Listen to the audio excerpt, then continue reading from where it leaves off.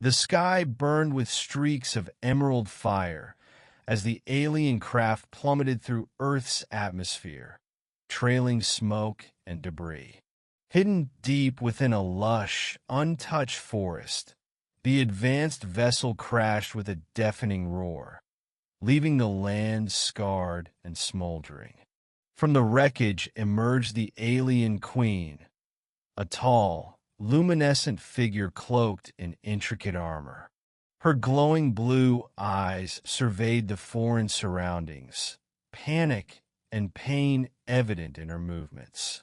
In the dense shadows of the forest, Kieran, a hunter from a small and isolated human tribe, observed the crash. His people lived far from the touch of modern civilization, their lives shaped by the raw elements.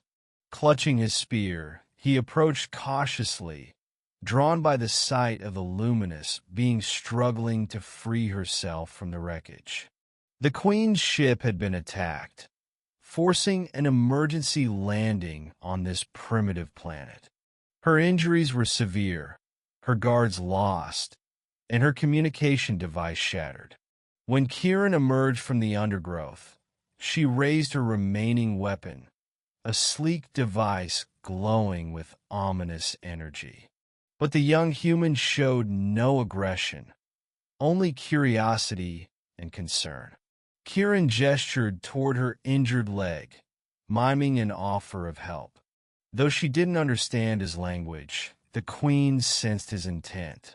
She hesitated, then lowered her weapon, allowing him to approach.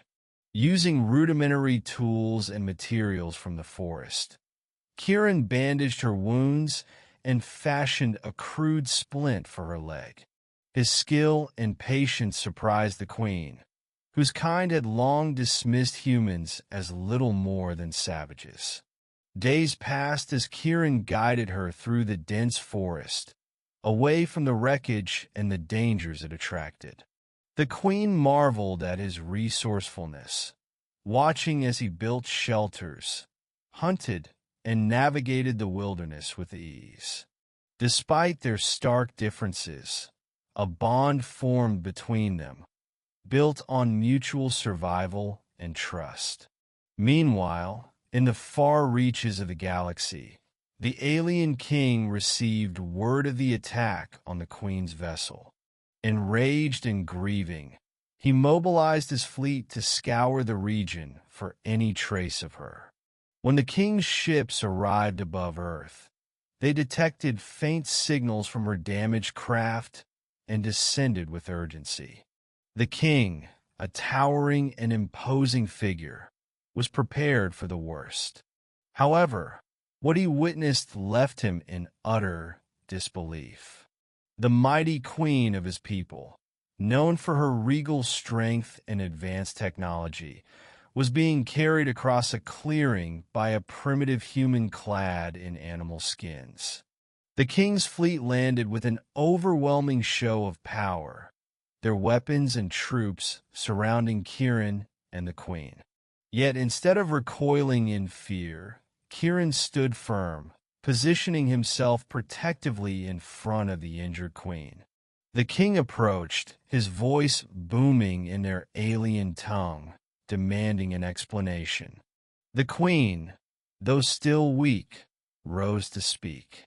She recounted how this primitive had saved her life, proving courage and compassion beyond what she had ever known. She commanded her people to lower their weapons and extended a gesture of peace to Kieran.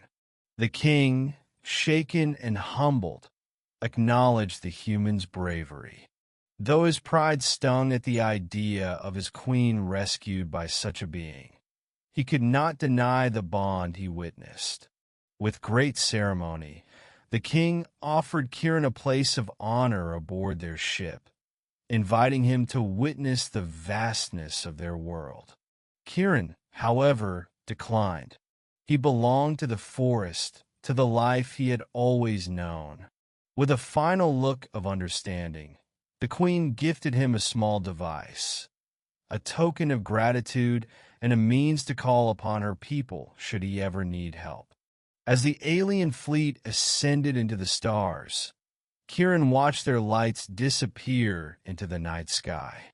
He returned to his tribe with a story no one would believe, carrying with him a sense of wonder and an unshakable connection to the cosmos.